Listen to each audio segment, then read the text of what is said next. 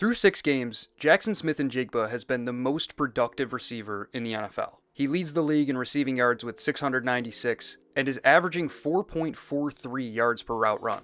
That is unprecedented efficiency. No receiver with at least 50 targets has ever finished a season with over 4 yards per route run. When Calvin Johnson broke the single-season receiving yards record in 2012, he averaged 2.55. Julio Jones, in his best year, averaged 3.04. When Cooper Kupp nearly broke Calvin's record in 2021, he averaged 3.12. JSN's average is over a full yard higher. Numbers like these are new to JSN, and this explosion in production is in part due to a pronounced shift in his role in this new-look Seahawks offense. In his first 2 years as a pro, JSN was an average producer. Because Seattle had 2 vertical threats in DK Metcalf and Tyler Lockett, JSN primarily lined up in the slot in 2023 and 2024. That was the case in 2021 at Ohio State too, because the Buckeyes had Garrett Wilson and Chris Olave on the outside. NFL teams, including the Seahawks, and analysts, including myself, fell for the lack of production equals lack of ability fallacy with JSN.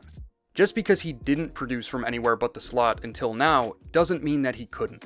Thankfully, Clint Kubiak, the new offensive coordinator in Seattle, didn't fall for it. Kubiak comes from the Shanahan coaching tree. His father, Gary Kubiak, is just as responsible for the explosion of the wide zone Shanahan offense as Mike Shanahan himself. And Clint Kubiak's interpretation of the Shanahan-style offense emphasizes heavy personnel packages and a run-heavy call sheet. In 2024, Seattle deployed 11 personnel on 76% of their offensive snaps and 12 personnel on 16% of their offensive snaps. This year, through 6 games, they've cut their 11 personnel usage down to 35% and brought their 12 personnel usage up to 31%. They've essentially cut their use of 3 receiver sets in half and doubled their use of 2 receiver sets. Most of Seattle's offensive formations don't even include a slot receiver. But his lack of a need for a slot receiver hasn't led Kubiak to keep JSN off the field. In 2024, JSN lined up in the slot on 84% of dropbacks and out wide on 16% of dropbacks. This year, through 6 games under Kubiak, he's lined up out wide on 79% of dropbacks and in the slot on just 20% of dropbacks. That wide alignment has unlocked a downfield element to JSN's game that was mostly absent in his first 2 seasons as a pro. Here, in Week 2 against Pittsburgh, Clint Kubiak called one of his favorite concepts, known as Yankee. It tells the number 1 receiver on the strong side to run a crossing route, and the number 1 on the weak side to run a skinny post. The play-action fake should vertically displace the linebackers, which puts the post safety in conflict. If he stays deep to bracket the post, Cooper Kupp should be wide open over the middle with a leverage advantage over the wide corner opposite him. If he drives on Kupp's crossing route, JSN will be one-on-one deep with a leverage advantage over Jalen Ramsey. Here, the post safety aggressively drives on the run fake, so Sam Darnold wants to target JSN deep. But I want you to notice the nuance to this post route. JSN first closes the gap between himself and Ramsey at about 70% of his top speed. Once Ramsey flips his hips to track JSN vertically, he turns on the jets and slightly bends the route inside so that Ramsey stays on his outside hip. Once he's even with Ramsey, he locates the ball. While the ball is in the air, he leans toward the sideline to keep Ramsey behind him. That way, when the ball comes down, Ramsey has no chance to contest. This is what we mean when we say deep ball completion percentage is a receiver stat. JSN's instincts for body positioning and leverage made this ball perfect. In his first 2 seasons, JSN was a virtual non-factor in the deep passing game. Those targets were reserved for DK Metcalf and Tyler Lockett because those guys were faster than him and therefore considered to be more threatening downfield. Now that those guys are gone, we can see that JSN was never an inferior deep threat, even if he isn't a sub 4.4 guy like Metcalf and Lockett are.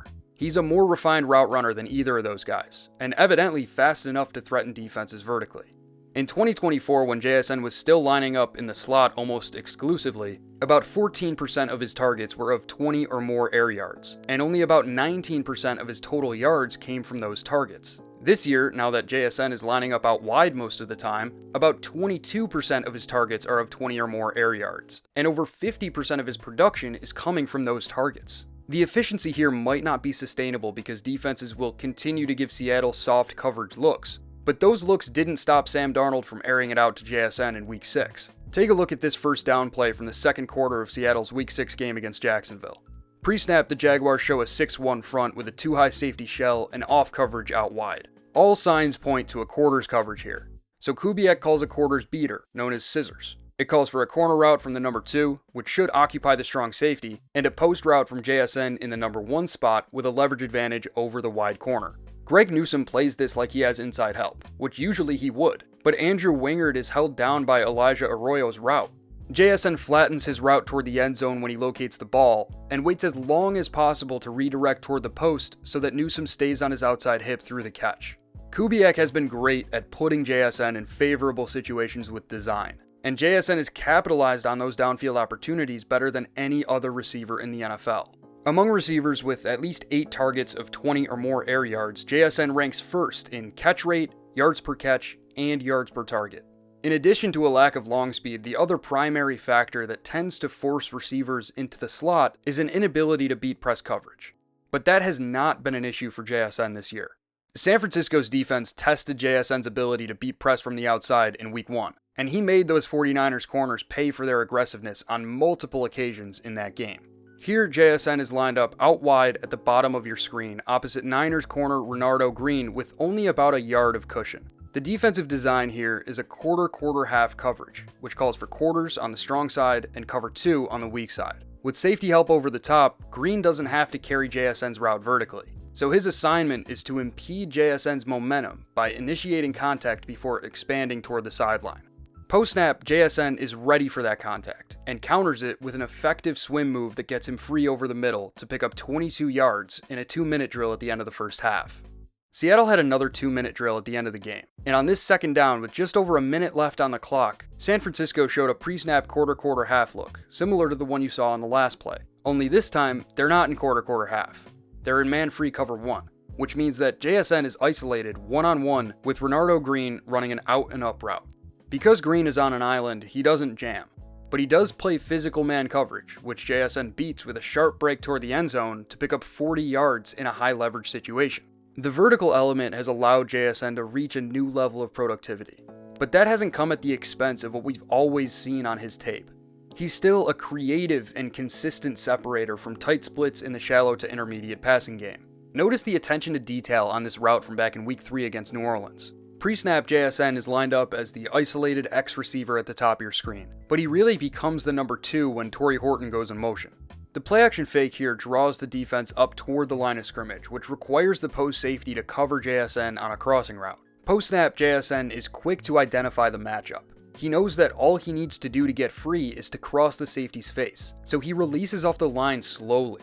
That not only helps to sell the run fake to the secondary defenders, but also holds the post safety in the post.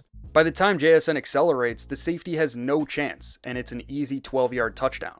Assuming he stays healthy, I think that there's a real path to the receiving record here. He's on pace to break it without a single outlier in his game log. There are no yardage totals that can't be repeated. The only big concern is how run-heavy Clint Kubiak's call sheet is. There aren't that many targets to go around in this Seahawks offense, so JSN needs to continue to get the bulk of them if he's going to have a shot at Calvin Johnson's record that has stood for over a decade. Thank you guys so much for watching. If you liked what you saw today, subscribe to the channel so that you don't miss the next one. But that's all I've got for now, so until next week, take care.